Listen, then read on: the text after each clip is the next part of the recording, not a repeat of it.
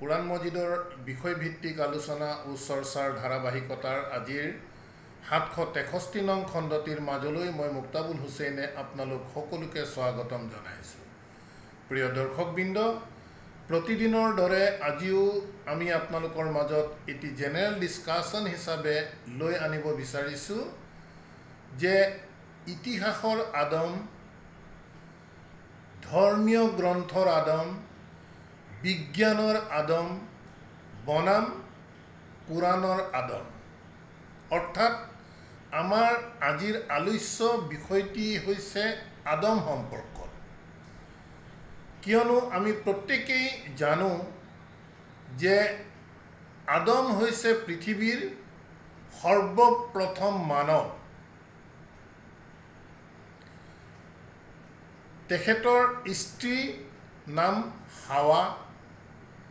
আল্লাহে তেওঁলোকক দুয়োকে সৃষ্টি কৰাৰ পাছত জান্নাতত ৰাখিছিল, কিন্তু তেওঁলোকে শয়তানৰ অছৱাছত পৰি আল্লাহৰ কথা অমান্য কৰাৰ অপৰাধত তেওঁলোকক জান্নাতৰ পৰা পৃথিৱীলৈ দলিয়াই দিলে, অৰ্থাৎ নমাই দিলে, যাৰ ফলত আদম গৈ পৰিল শ্ৰীলংকাত আৰু তেওঁৰ পত্নী হাৱা গৈ পৰিল জিদ্দাত। আদম সম্পৰ্কত আমাৰ এনেধৰণৰ কথা বতৰা আমি প্ৰায় সকলোৱেই জানো। আজিও সেই আদমৰ কবৰ শ্ৰীলংকাত আৰু তেওঁৰ স্ত্ৰীৰ কবৰ জিদ্দাত থকাৰ বিষয়ে আমি প্ৰত্যেকেই বিশ্বাস কৰোঁ। যি কি নহওক, প্ৰিয় দৰ্শকবৃন্দ, ইতিমধ্যে আমি উল্লেখ কৰা এই আদমৰ কাহিনী প্ৰকৃততে হৈছে এক ইতিহাস, বুৰঞ্জীৰ কাহিনী। কিয়নো ধৰ্মীয় গ্ৰন্থসমূহৰ তথ্য অনুসৰি দেখা গৈছে যে আদমৰ সৃষ্টি আছিল প্ৰায় 10,000 বছৰ আগত। অথচ বিজ্ঞানে আৱিষ্কাৰ কৰিছে যে 62 মিলিয়ন ইয়াৰ্ছৰ আগৰ মানুহৰ ফচিল আফ্ৰিকাত উদ্ধাৰ হৈছে। বহুতে দাবী কৰে যে আদম সৃষ্টি লাখ বছৰতকৈও অধিক আগৰ। এতিয়া কথা হৈছে, প্ৰিয় দৰ্শকবৃন্দ, এই বিষয়বস্তুসমূহ আমি বিজ্ঞানৰ পৰা পাইছোঁ, ইতিহাসৰ পৰা পাইছোঁ, আৰু পৰম্পৰাগতভাৱে চলি অহা যিসমূহ ধৰ্মীয় গ্ৰন্থ আছে, আৱেস্তা পৰা আৰম্ভ কৰি বাইবেললৈকে এনেধৰণৰ কথাবোৰেই আমাক শিক্ষা দিছে। আৰু এই কথা বতৰাসমূহো দেখা গৈছে যে আমাৰ ইছলাম ধৰ্মীয় গ্ৰন্থসমূহতো সন্নিৱিষ্ট হৈছে, যাৰ বাবে আদম সম্পৰ্কীয় এনেধৰণৰ কথা বতৰাসমূহ আমি প্ৰত্যেকেই কম বেছি পৰিমাণৰ জানো।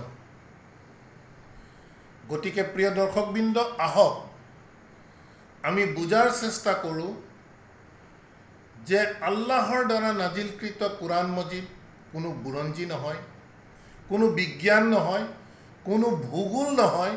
ই হৈছে এক বৰ্তমানৰ কিতাপ। প্ৰতিটো সময়ৰ বাবেই ই হৈছে সদায় বৰ্তমান, হাল অৱস্থাত থাকে, মাজিৰ কিতাপ নহয়, পাষ্ট টেন্সৰ কিতাপ নহয়, পুৰণিকলীয়া কিচ্ছা কাহিনীৰ কিতাপ নহয়। আল্লাহৰ কিতাবে মানুহৰ মাজত যি নফচিয়াতি এটি মানুহ থাকে, সেই নফচটো পৰিশুদ্ধ কৰাৰ বাবে আল্লাহ সুবহানাহু ওয়া তাআলাই গাইডেন্স হিচাপে এই কুৰাণ মজিদ আমাৰ বাবে প্ৰেৰণ কৰিছে।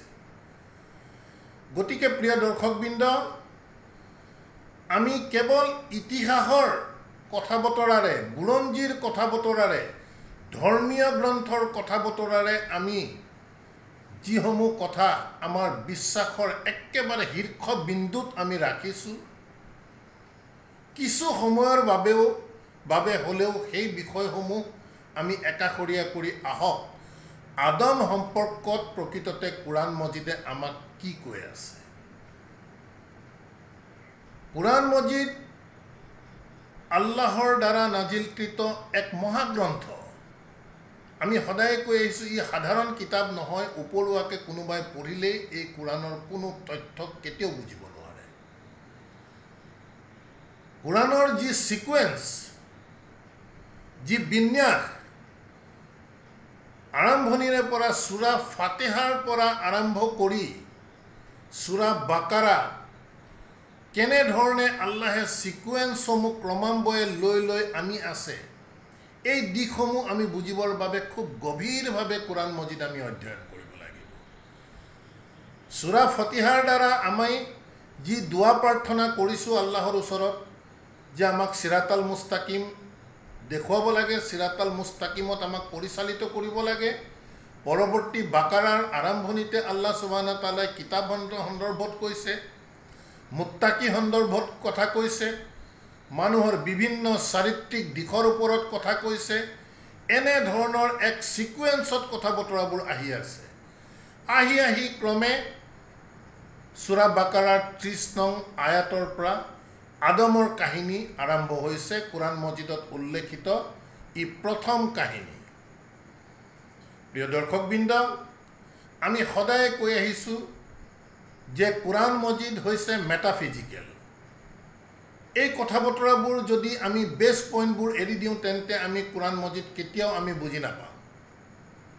কাফিৰসকলেহে দাবী কৰে যে কোৰাণ মজিদ হৈছে আসাতিৰুল আউৱালিন, পুৰণিকলীয়া কিচ্ছা কাহিনী।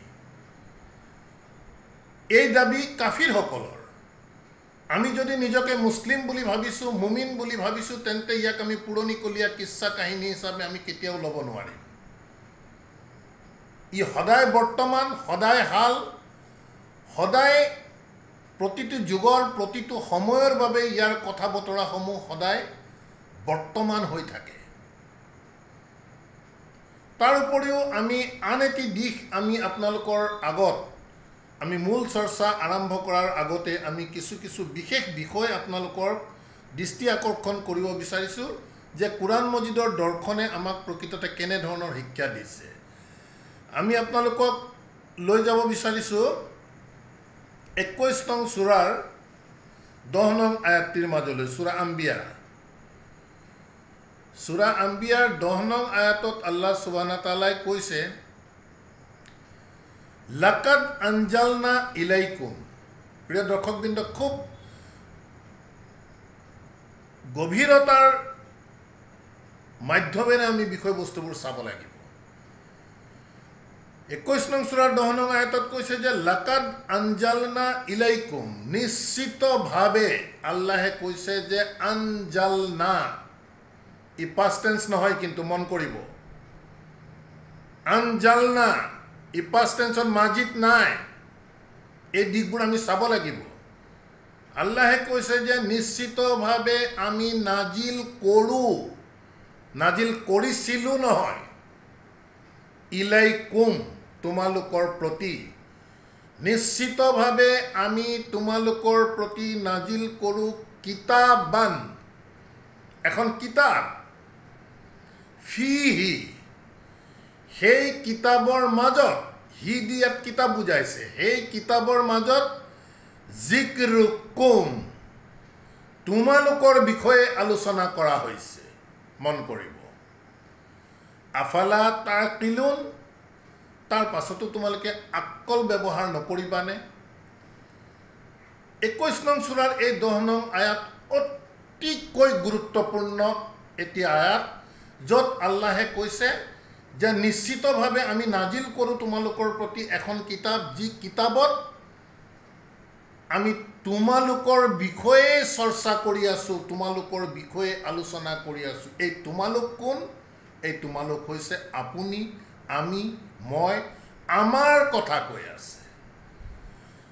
গতিকে পুৰণিকলীয়া বিষয়লৈ আমি যদি লৈ যাওঁ, সেইবোৰ আমাৰ কথা নহয়, আল্লাহে কৈছে আমাৰ কথা কৈছে। গতিকে এই পইণ্টবোৰ আমি খুব সূক্ষ্মভাৱে আমি ধৰিব পাৰিব লাগিব।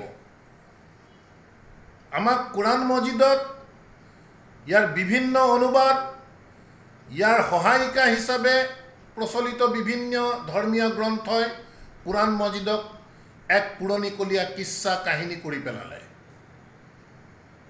ইয়াৰ মূল দৰ্শন প্ৰকৃততে নাইকিয়াই কৰি দিয়া গৈছে। সেইবাবে আমি আজিৰ জেনেৰেল ডিছকাশ্যনত আমি আপোনালোকৰ মাজত কিছু কি পইণ্ট আপোনালোকৰ মাজত দাঙি ধৰিব বিচাৰিছোঁ। সদায় কৈছোঁ কোৰাণ মেটাফিজিকেল আৰু থিঅ'ফেনিক, ইয়াক উপমা দি বুজাই আছে। আমাৰ কথা নহয়, কোৰাণৰ আয়াতে এই কথাবোৰ আমাক শিক্ষা দিছে। আল্লাহে সদায় মিছাল দি কথা কৈ আছে। তাৰ কথা কৈছে তোমালোকৰ বুলি কৈ আছে, আপোনাৰ আমাৰ মোৰ কথা কৈ আছে, আনৰ কথা নহয়। এই দিশবোৰ আমি বুজিব লাগিব। গতিকে আল্লাহ সুবহানাহু ওয়া তাআলাই যিহেতু আমাৰ কথা কৈছে, গতিকে 20 বছৰ 30 বছৰ 1 লাখ বছৰৰ আগৰ আদমৰ কথা আমাক কিয় ক'ব? এই দিশবোৰ আমাৰ বাবে নিশ্চিতভাৱে চিন্তা কৰিবলগীয়া বিষয়।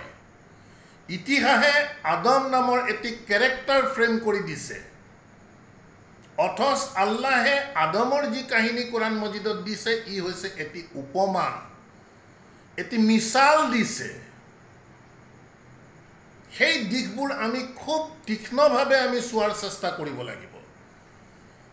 ইয়াত আদম বুলি কৈ আপোনাক আৰু মোৰ কথা কৈ আছে, যিহেতু কোৰাণ মজিদত আমাৰ বিষয়ে আল্লাহে আলোচনা কৰা বুলি কৈ আছে। যিকৰুকুম, তোমালোকৰ বিষয়ে আলোচনা, তোমালোকৰ বিষয়ে চৰ্চা চলি আছে। গতিকে প্ৰিয় দৰ্শকবৃন্দ, ইতিহাস, বুৰঞ্জী, বিজ্ঞানে আমাক আদম সম্পৰ্কে যেনেধৰণে কথা কৈছে, কোৰাণ মজিদে কিন্তু আদমৰ এটি কাহিনীক উপমা হিচাপেহে আমাৰ মাজত দাঙি ধৰিছে। আদম হৈছে এটি প্ৰজাতি। আমি সকলো আদমৰ পৰাই আদমি বুলি কোৱা হয়। গতিকে ই হৈছে এটি প্ৰজাতি, এটি শ্ৰেণী হয়। এই দিশবোৰ আমি বুজিব লাগিব। কোৰাণ মজিদত আল্লাহ সুবহানাহু ওয়া তাআলাই আদমৰ এটি কাহিনী উপমা হিচাপে দাঙি ধৰিছে। এটি নেগেটিভ কেৰেক্টাৰ আদমক দেখুওৱা গৈছে, যে তেওঁ আল্লাহৰ কথা নুশুনি শয়তানৰ উচুৱাচত পৰাৰ বাবে তেওঁক জন্নতৰ পৰা আল্লাহে বিতাড়িত কৰিছে, উলিয়াই দিছে। আমি কি কৰি আছো? আল্লাহৰ উপমাবোৰক আমি যদি পুৰণিকলীয়া কিচ্ছা কাহিনীলৈ লৈ গুচি যাওঁ, তেন্তে আমি কোৰাণৰ কোনো দৰ্শনেই বুজি নাপাম। আল্লাহ সুবহানাহু ওয়া তাআলাই কোৰাণ মজিদত আদম বুলি কৈ আদমৰ দ্বাৰা এটি প্ৰজাতি, এটি শ্ৰেণী, যেনেধৰণে গৰু, ছাগলী, চৰাই চিৰিকটি, হাঁহ, কুকুৰা ইত্যাদি বিভিন্ন প্ৰজাতি থাকে, তেনেধৰণে আদম হৈছে এটি প্ৰজাতি। এতিয়া এই আদমৰ মাজত আল্লাহ সুবহানাহু ওয়া তাআলাই নফছত সকলোবোৰ বস্তু দি দিছে। ভাল কথা বতৰাও দিয়া আছে, বেয়া কথা বতৰাও দিয়া আছে। ভাল কথা বতৰাবোৰৰ বাবে উদগনি যোগাই আমাৰ ভিতৰত থকা ৰচুলে, আমাৰ ভিতৰত থকা নবীয়ে এই কথা বতৰাবোৰ আমি কৈ গৈ আছো। লগে লগে ইবলিছ নামৰ যি চৰিত্ৰ আমাৰ মাজত আছে, সেই ইবলিছে সদায় আমাক মূল পথৰ পৰা ডেভিয়েট কৰাৰ চেষ্টা কৰি থাকে। আৰু কোৰাণ মজিদত উল্লেখিত আদমৰ যি কাহিনী, আদমক এটি নেগেটিভ কাহিনী ইয়াক উপস্থাপন কৰিছে। আল্লাহৰ কথা নুশুনি আল্লাহে জান্নাতৰ পৰা উলিয়াই দিছে। গতিকে এই বিষয়বোৰ প্ৰিয় দৰ্শকবৃন্দ আমি খুব গুৰুত্ব সহকাৰে আমি বুজাৰ চেষ্টা কৰিব লাগিব, অন্যথা কোৰাণৰ বাৰ্তা আমি কেতিয়াও বুজিব নোৱাৰোঁ। এতিয়া কথা হৈছে যে উপমাৰ দ্বাৰা বুজোৱা কথা বতৰাসমূহক আমি এটি অতীতৰ কিচ্ছা কাহিনীলৈ লৈ যোৱাৰ বাবেই এই বিষয়বস্তুসমূহ আমাৰ বাবে পৰিচিত হোৱা নাই। আৰু এটি দিশ আমাক ধৰ্মীয় গ্ৰন্থসমূহে এনেধৰণে মূৰত ভৰাই দিছে যে আদম বুলি কোৱাৰ লগে লগে আলাইহি ওয়াসাল্লাম বুলি আমি ক'ব লাগে। কুৰাণ মজিদত এনেধৰণৰ কোনো নিৰ্দেশনা নাই। গতিকে আদম আলাইহি ওয়াসাল্লাম তেখেতৰ ওপৰত শান্তি বৰ্ষিত হওক এনেধৰণে কোৱাৰ লগে লগে আদম এজন স্পেচিফিক মানুহ হৈ গৈছে। ইয়াক কৌশলগতভাৱে টেম্পাৰিং কৰি এনেধৰণে লৈ যোৱা গৈছে, অথচ আল্লাহে আদম বুলি আমাক কৈ আছে এটি উপমাৰ দ্বাৰা, এটি নেগেটিভ কাহিনীৰ দ্বাৰা। এই কথাবোৰ কিন্তু আমি বুজিবলৈ আমি সক্ষম হোৱা নাই। গতিকে প্ৰিয় দৰ্শকবৃন্দ, আমি আপোনালোকৰ মাজত আজিৰ যি চৰ্চা, সেই চৰ্চা এটি জেনেৰেল ডিছকাশ্যন হিচাপেহে আনিব বিচাৰিছোঁ। আমি প্ৰকৃততে আমাৰ মাজত থকা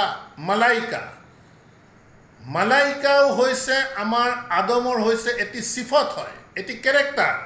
আদমৰ মাজত বিভিন্ন কেৰেক্টাৰ আছে। ইবলিছ কেৰেক্টাৰ আছে, মালাইকাৰ কেৰেক্টাৰ আছে, ৰসুল, গোটেইবোৰ সিফত আমাৰ ভিতৰত আছে। গতিকে মালাইকা হৈছে আমাৰ ভিতৰত থকা, আদমৰ ভিতৰত থকা সিফতৰ এটি পজিটিভ সিফত। মালাইকাই সদায় আল্লাহৰ কথাৰ ওপৰত সিজদা কৰে। এই কথাবোৰ আমি উপমাৰ পৰা বুজিব লাগিব। কিন্তু ইবলিছ হৈছে আল্লাহৰ কথা মানি নলয়। যেহেতু ইবলিছৰ আত্মগৌৰৱ আছে, ইবলিছ অহংকাৰী, এইবোৰ সব নফসিয়াতি বিষয়, মেটাফিজিক্যাল বিষয়। আদমৰ ভিতৰতেই গোটেইবোৰ আল্লাহ সুবহানাহু ওয়া তাআলাই দি দিছে। আমি ইতিমধ্যে আপোনালোকৰ মাজত চৰ্চা কৰিছোঁ সূৰা বাকাৰাৰ 30 নং আয়াত, ইন্নী জাইলুন ফিল আৰদি খালিফাতান।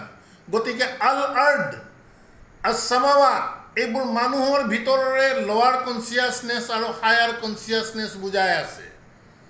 আমি ইতিমধ্যে কৈছোঁ আদমৰ কাহিনীৰ আপুনি 30ৰ পৰা আমি যদি 10-15টি মান আয়াত চাওঁ, তাতে প্ৰায় 12ৰ পৰা 13 বাৰ আছ-সামাৱাত আল আৰ্ডৰ বিষয়ে কৈ আছে। অৰ্থাৎ এই আদমৰ ভিতৰতে লোৱাৰ কনচিয়াছনেছ, হায়াৰ কনচিয়াছনেছ, দুইটা বিষয় আল্লাহ সুবহানাহু ওয়া তাআলাই দি দিছে।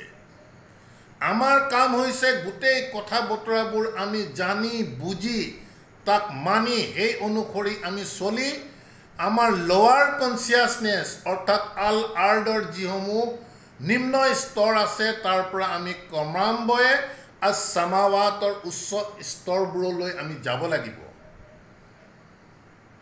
আদমৰ সেই নেগেটিভ কেৰেক্টাৰটোৰ পৰা আমি ওলাই আহি আমি নাচ হ'ব লাগিব, ইনসান হ'ব লাগিব। এই শব্দবোৰৰ মাজত অৰ্থগত বহুত ডিফাৰেন্স আছে প্ৰিয় দৰ্শকবৃন্দ। আদম বুলি কোৱাৰ লগে লগে গোটেই মানৱ প্ৰজাতিটোকে বুজাই আছে। নাচ শব্দই, আদম শব্দ, ইনসান, এই কথা বতৰা, এই শব্দবোৰৰ মাজত যথেষ্ট ইয়াৰ ভিতৰত ডিফাৰেন্স আছে। ইনসান হৈছে এটি এডজেক্টিভ। মানুহ যেতিয়া আদমৰ কেৰেক্টাৰ যেতিয়া তলৰ পৰা ওপৰলৈ উঠি যাব, ইনসান হ'ব, ভিতৰৰ নফছটো যেতিয়া মুমিন হ'ব, ভিতৰৰ নফছটো যেতিয়া মুছলিম হ'ব, ভিতৰৰ নফছটো যেতিয়া মুহচিন হ'ব, তেতিয়া কেতিয়া হ'ব? যেতিয়া আল্লাহৰ কথা বতৰা সমূহৰ ওপৰত সিজদা কৰিব, মানি ল'ব, যাক মালাইকাৰ দ্বাৰা বুজোৱা গৈছে। মালাইকাই ভালধৰণে জানে। সেইবাবে কৈছিল আদম সৃষ্টিৰ সময়ত যি উপমাৰ কাহিনী দিছে আল্লাহে, মালাইকাই যে আপত্তি কৰিছিল, তেওঁলোকে ৰক্তপাত কৰিব, ফাসাদ সৃষ্টি কৰিব, কাজিয়া পেচাল কৰিব, আমি কি কৰি আছো? আমাৰ গৰিষ্ঠ সংখ্যক মানুহৰ মাজতে মালাইকাই কৰা আপত্তিসমূহ আমাৰ মাজত সোমাই আছে। আমি কৰি আছো, কিন্তু আমি প্ৰকাশ নকৰোঁ, আমি নিজক ধৰিব পৰা নাই। কিয়নো ধৰ্মীয় শিক্ষা অনুসৰি আমি বিভিন্ন প্ৰকাৰে আমাৰ ড্ৰেছ পাতিৰ পৰা আদি কৰি আমি খুব ধৰ্মৰ কাম কৰি থাকি আমি আত্মতৃপ্তি লাভ কৰি আছো। কিন্তু আমাৰ মনৰ ভিতৰৰ যি নফছ, সেই নফছ মালাইকাই কৰা আপত্তিৰ দৰে আমি যে মানুহে মানুহক দেখিব নোৱাৰোঁ, এনি টাইম আমি মানুহে মানুহৰ মাজত হিংসা কৰোঁ, নিজক যে আমি খুব গৌৰৱ অনুভৱ কৰোঁ, প্ৰাউড ফিল কৰোঁ, বহু সময়ত ৰক্তপাত কৰোঁ, এই কথাবোৰ কোনে দেখুৱাইছিলে? সেই আমাৰ নফছৰ ভিতৰত থকা মালাইকা নামৰ এক পজিটিভ সিফতে আমাক দেখুৱাইছিলে, আল্লাহ কৈ আছিলে। এই কথা বতৰাবোৰ আমি প্ৰিয় দৰ্শকবৃন্দ বুজাৰ চেষ্টা কৰিব লাগিব। উপৰুৱাকে যদি আমি ইতিহাসৰ কাহিনী, বুৰঞ্জীৰ কাহিনী, বিজ্ঞানৰ কাহিনীৰ ওপৰত যদি আমি নিজকে খুব শিক্ষিত বুলি ভাবি থাকোঁ, তেন্তে কোৰাণৰ বিষয়বস্তু আমি একো ধৰিব নোৱাৰিম।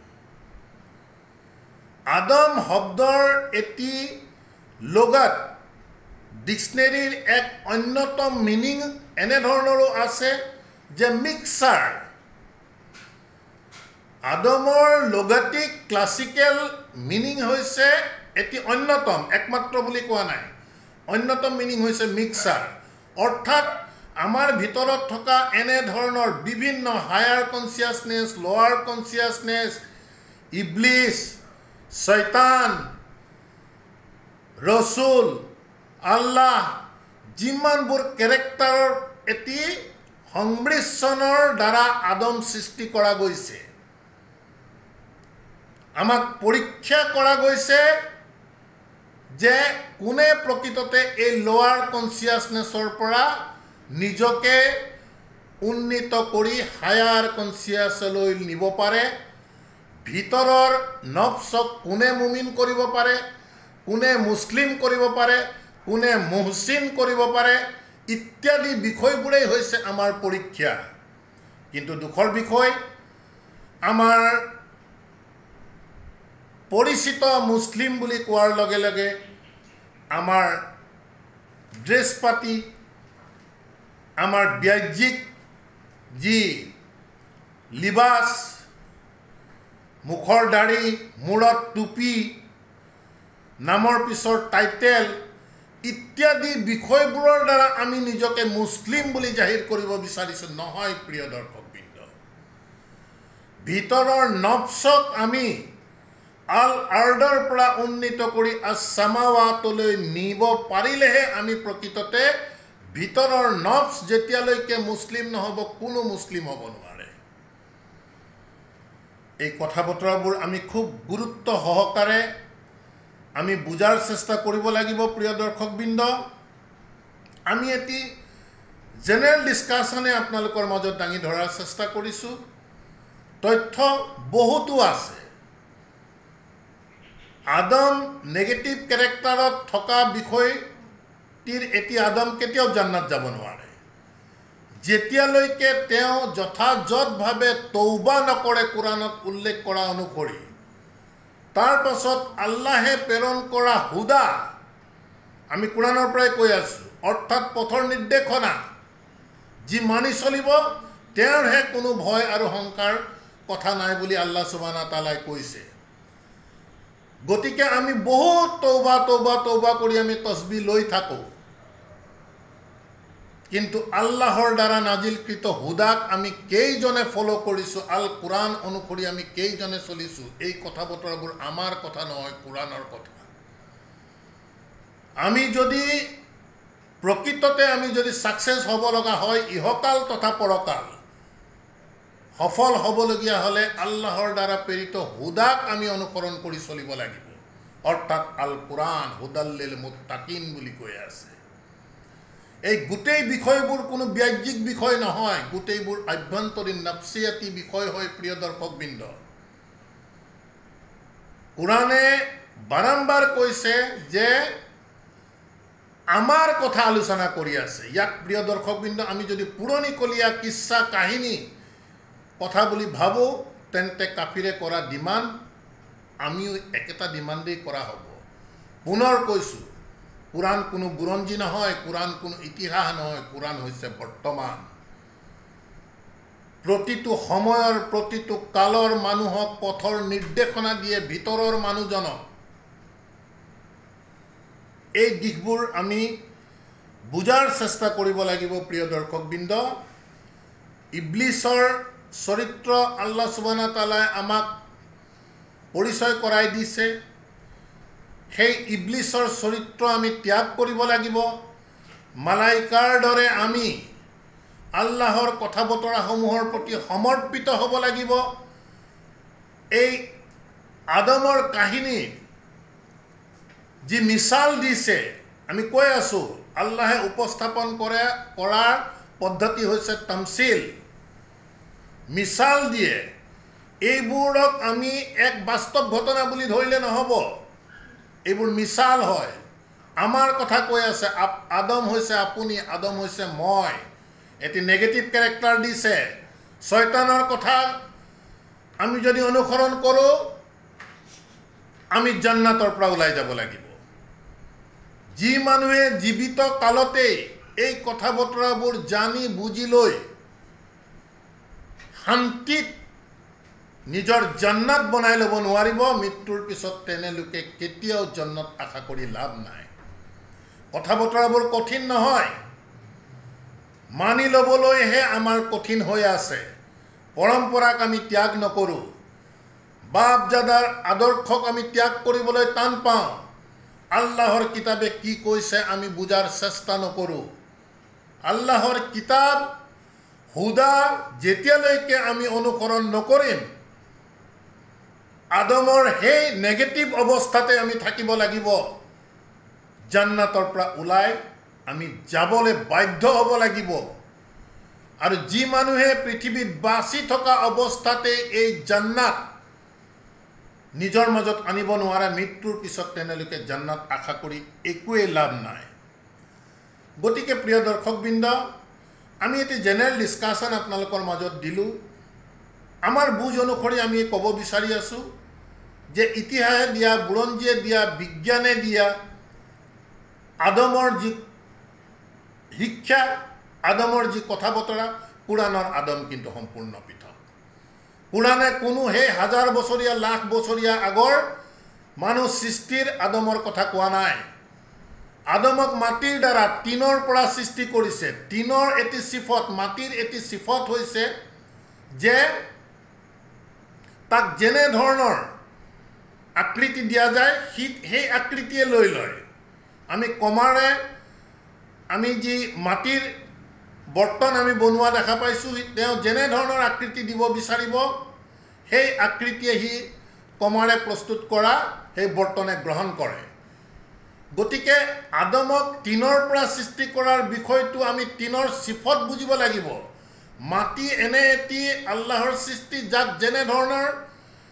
শেপ দিয়া যায় হি তেনে ধৰণৰ শেপ লৈ লয় ঠিক আদমও তেনে এক চৰিত্ৰৰে আল্লাহৰ এক প্ৰজাতি এই কথা বতৰাবোৰ আমি খুব দহলৈকে হোমাব লাগিব প্ৰিয় দৰ্শকবৃন্দ উপলুৱাকে কেৱল কাৰোবাৰ ভিডিঅ' চাই বা কাৰোবাৰ কথা শুনি আমি এই বস্তুবোৰ কেতিয়াও মানিব নোৱাৰো আমি এই কথা ভাল ধৰণে জানো ইয়াক বুজিবৰ বাবে মানিবৰ বাবে জানিবৰ বাবে নিজৰ চেষ্টা কুৰাণৰ প্ৰতি 100% লাগিব অন্যথা কোনেও বুজি নাপায় কোনেও নেমানে এনে ধৰণৰ কথা বতৰাবোৰ আদম প্ৰথম মানুহৰ কথা আল্লাহে কুৰাণত কোৱা নাই বুলি ক'লে 99% মানুহে কেতিয়াও মানি নলয় এই কথা আমিও জানো তথাপিও কুৰাণৰ বাৰ্তা যেহেতু আমি প্ৰচাৰ কৰাৰ চেষ্টা কৰিছো ইয়াৰ মূল দৰ্শন মূল বাৰ্তা আমি যি বুজি পাইছো সেই দিশটো আমি আপোনালোকৰ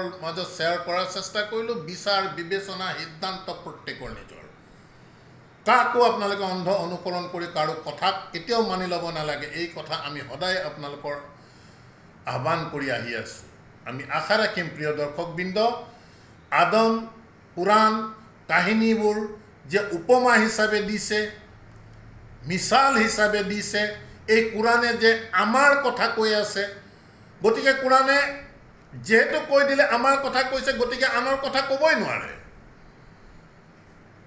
যদি আনৰ কথা কয় আল্লাহে যদি আমাৰ কথা কৈছোঁ বুলি আয়াতত কৈ দেখোন আল্লাহৰ কথা দুই ধৰণৰ কথা হ'ব, তেনেধৰণৰটো কেতিয়াও হ'ব নোৱাৰে। গতিকে এই পইণ্টবোৰৰ ওপৰত আমি ষ্টিক থাকিব লাগিব। কোৰাণে আমাৰ কথা কৈছে, কোনো হাজাৰ বছৰীয়া লাখ বছৰীয়া পুৰণা কিচ্ছা কাহিনী কোনোবা স্থানৰ কোনোবা ব্যক্তিৰ কথা কেতিয়াও কোৱা নাই, আমাৰ কথা কৈ আছে, কেৱল আৰু কেৱল আমাৰ কথা কৈ আছে। আদম আন কোনো নহয়, আপুনি মই আমি বুঢ়ী হৈছোঁ, আদম আমাৰ কথাই কৈ আছে।